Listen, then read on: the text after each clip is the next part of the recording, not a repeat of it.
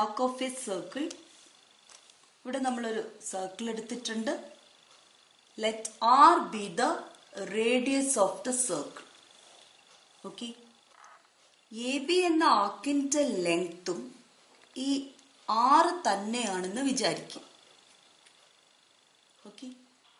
റേഡിയസിന്റെ length തന്നെയാണ് ആർക്കിന്റെ length എങ്കിൽ the angle subtend at the center will be 1 radian.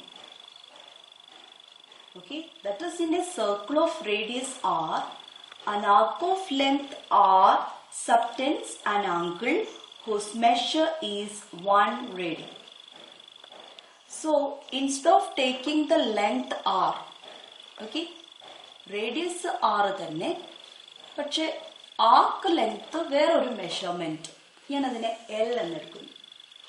So ഇവിടെ an arc of length L subtends an angle at the center.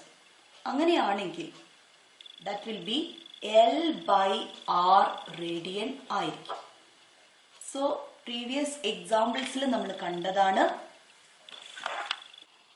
arc length by radius is equal to angle measure. Arc length by radius equal to angle measure. So അത് direction അനുസരിച്ച് positive negative ആയി.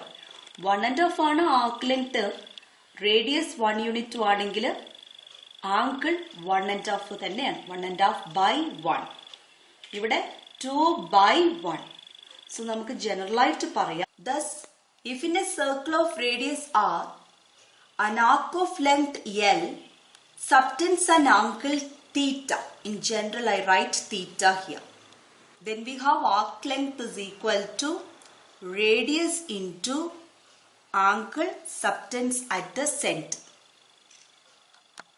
Therefore, the relation between arc length L, radius r and central angle theta.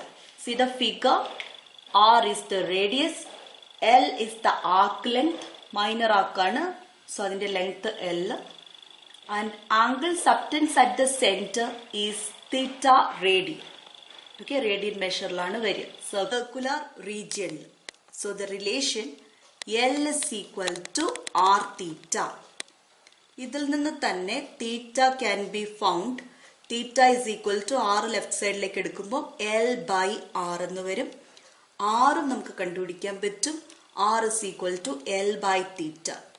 Here ഏറ്റവും important ആയിട്ടുള്ള കാര്യം, ഇവിടെ തീറ്റ എന്നത് angle ആണ്, theta is in radian. So ഇതിലെ മൂന്നെണ്ണത്തിലും ഏതെങ്കിലും ഒന്ന് മാത്രം പഠിച്ചു വെക്കുക, ഏറ്റവും കംഫർട്ടബിൾ ആയിട്ടുള്ളത് പഠിക്കുക. Okay, L is equal to R തീറ്റയാണ് പഠിക്കുന്നതെങ്കിൽ അത് പഠിച്ചാൽ മതി. What is L? L is arc length. R is radius of the circle. Theta is angle subtend at the center.